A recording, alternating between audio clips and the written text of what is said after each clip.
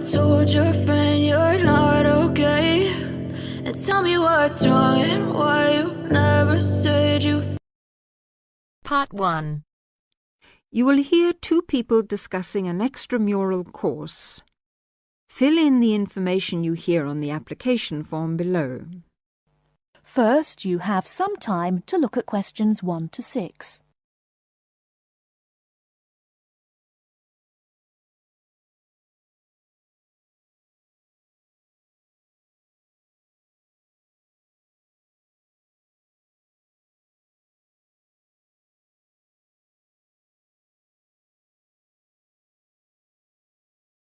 Now, here is the conversation.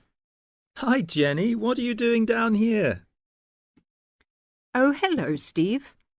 Well, I'm trying to fill in this form, but I'm having a bit of a struggle as I sprained my wrist playing tennis yesterday. Don't worry, I'll do it for you. Let's have your pen. Right, fire away. Let's see. I want to do the drama and theatre studies. I'd like to get the certificate. The course number is 60201. No, sorry, 202. It seems to be on Thursday at 7:30.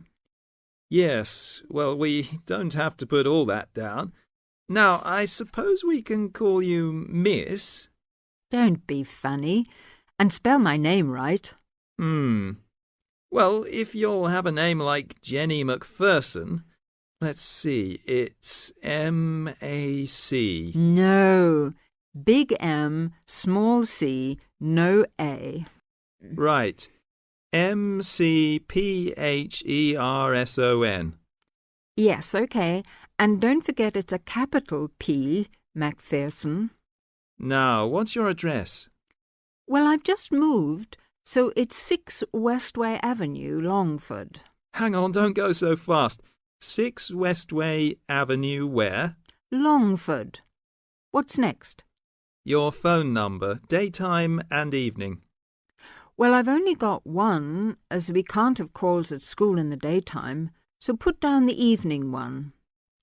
605-4829. 4829, OK. And you're a teacher. How old are you? 29? Wish I were. No, 32. Before you hear the rest of the conversation, you have some time to look at questions 7 to 10.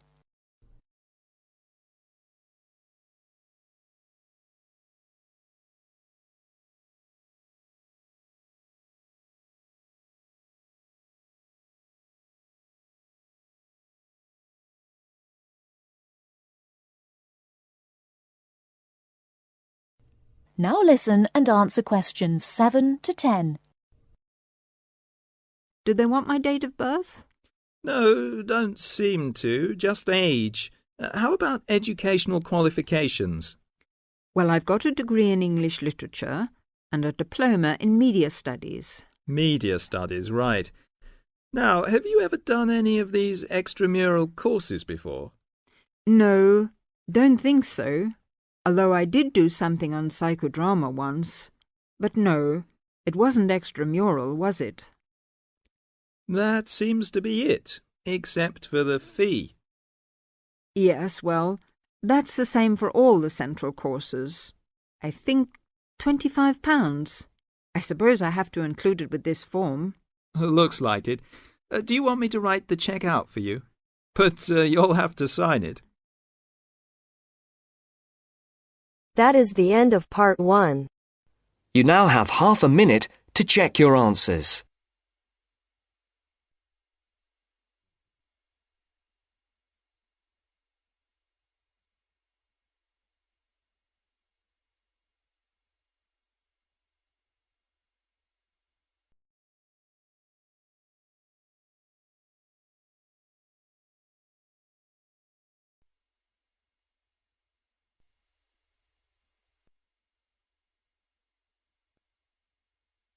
Now turns to part 2. Part 2. You are going to hear a teacher helping high school students visiting from an overseas school to fill in a school excursion permission note. First, you have some time to look at questions 11 to 17.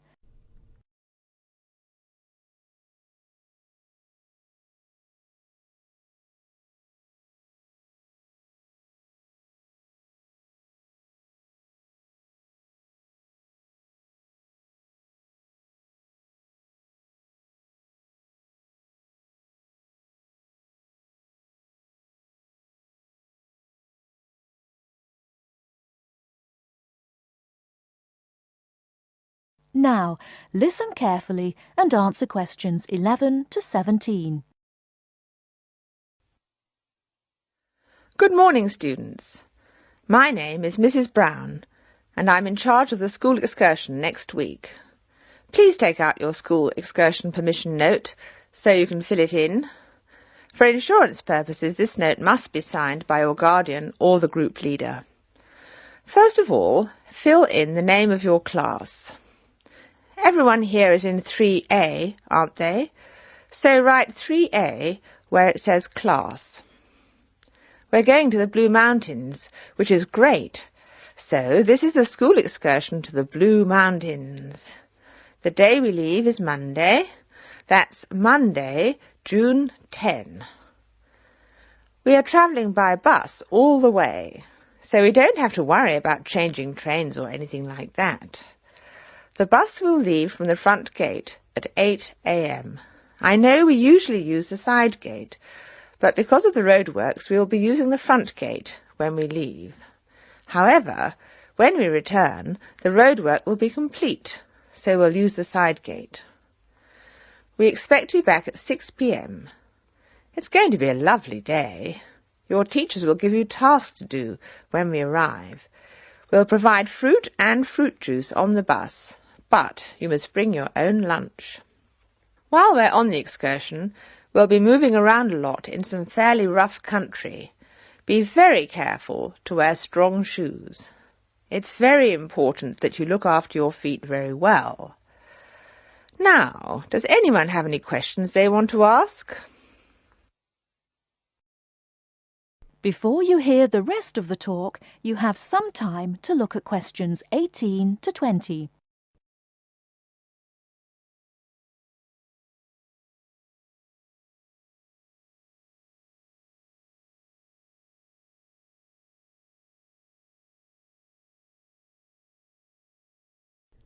Now listen and answer questions 18 to 20. No questions?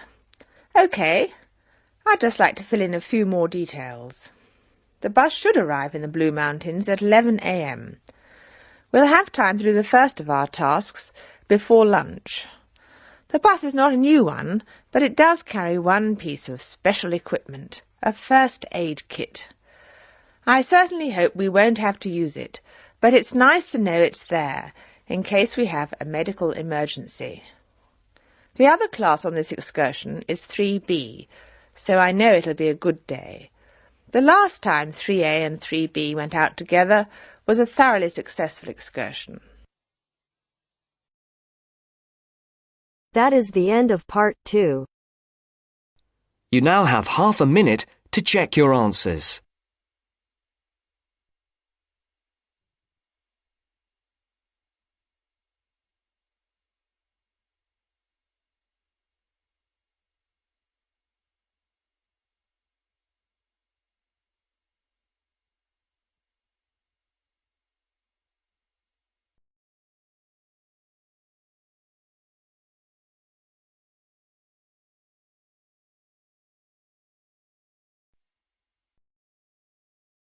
Now turns to part 3. Part 3. You will hear 2 university students talking about a music course. First, look at questions 21 to 23.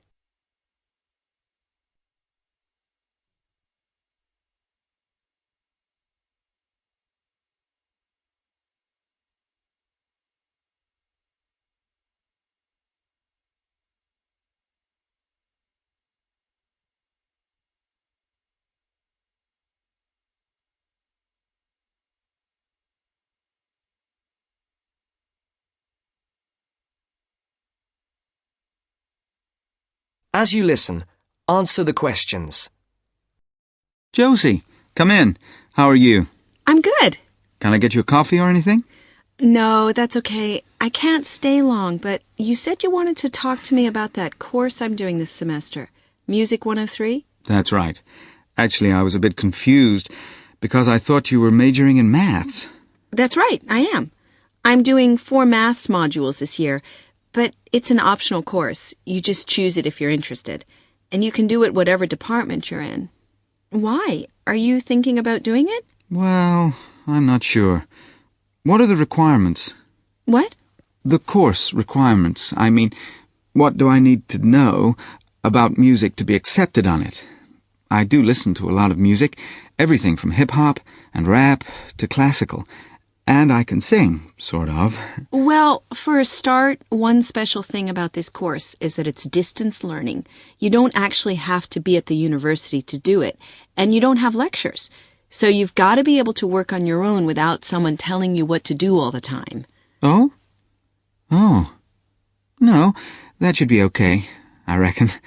I'm more worried about the actual musical stuff. Like, I don't know how to read music. That doesn't matter. They don't assume that. You'll learn as you go along.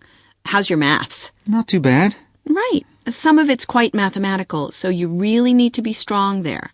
But you play the violin, don't you? I don't play anything. You don't need to. What about computer skills? You're okay there? Yes, reasonably. Does that matter? Yes, I'd say they're essential.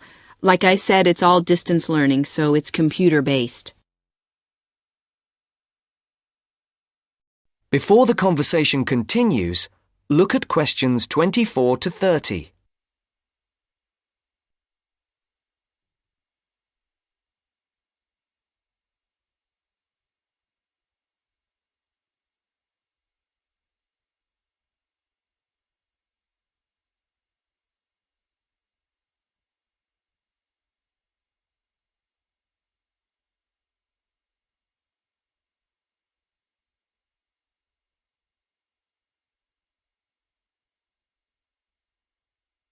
Now listen to the second part of the discussion. What about lectures? You don't attend any. It's all online. So lots of the students aren't here in Canada at all. They're studying from home all over the world. We've got someone from my group in Jamaica and a couple from Taiwan. Oh, and some from Hong Kong as well. So, how does it work? Oh, well, there's a multimedia course website on the internet where you can listen. You can listen and watch at the same time. And of course, you can do it at your own pace. So if you don't understand something, you just go back. Or if you want some more examples of the music, there are links there to things that you can listen to. There's quite a lot of theory, but it's all done through musical examples, so it's practical at the same time. Like in the last module I did, we looked at a bit of the music from the movie Star Wars. The Darth Vader theme, you know. Dum, dum, dum, dum, dum, dum. Yeah. Yeah. Then we looked at a theme from Wagner's Tristan and Isolde. Do you know it? Written in the 1850s. And we could see there were all sorts of parallels between them. And that's a feature of the course. We often look at modern Hollywood themes to illustrate concepts in classical music. It sounds really interesting. Do you have a course book? No, we don't use one. We're given a software program called Notability Lite, and what it does is it presents what we write, the music we write, really clearly. And it also allows us to play back any piece of music on our computer at home. But that's not all. We can write our own music, quite complex stuff for various instruments, and the program plays it back to us. Plays the actual music? Yes, so it means that your computer is actually your own musical instrument. And we can even submit our finished pieces to our tutor by email. So you do need your own computer, obviously. Yes, with at least 64 megabytes of RAM. That's okay. I've got 128. Oh, and a CD-ROM and a sound card, of course. No problem. So, how long is the course?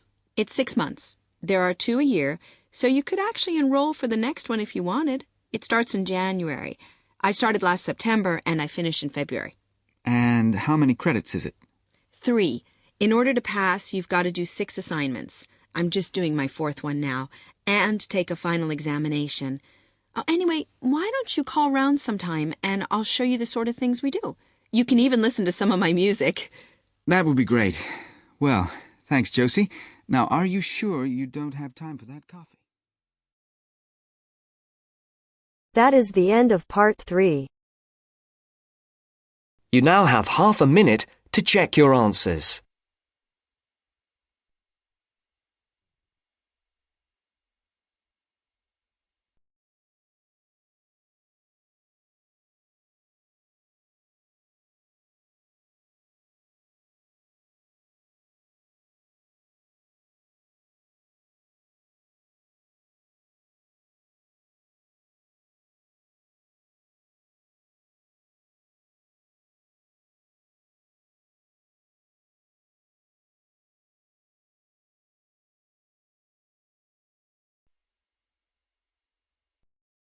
Now turns to part 4. Part 4. We'll hear a speech by the Student Union Vice President for Finance. First, you have some time to look at questions 31 to 40.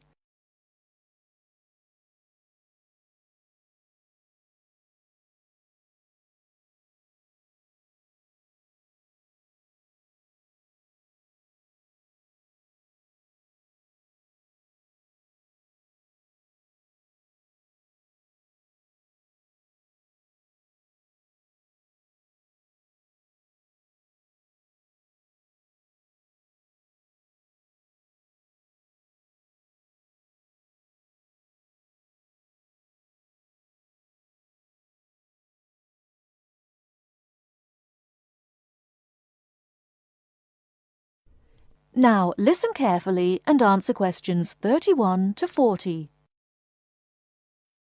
Now you will hear the speech. Hello, as VP Finance, my job is to oversee the spending of our grant to ensure that all areas of student union activity run efficiently and smoothly, without any financial headaches. I have a thoroughly efficient finance team. Ursula, Ella and Henrik. We are all here to help you as best as we can. Remember that even though I administer the union's finances, it is ultimately you who has the final say in expenditure policy, either directly, through the democratic process of the general meetings, or by voicing your opinions through the Executive Finance Committee. I would like to take this opportunity to thank last year's VP Finance, Martin Curry, for his excellent work in improving the financial running of the union to what it is today.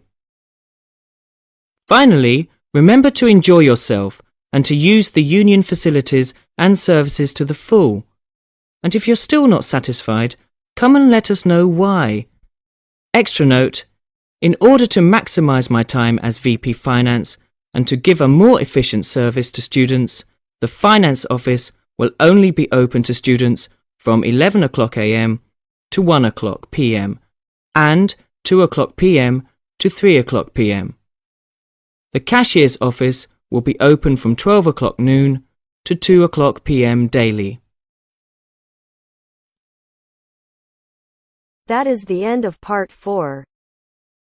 You now have half a minute to check your answers.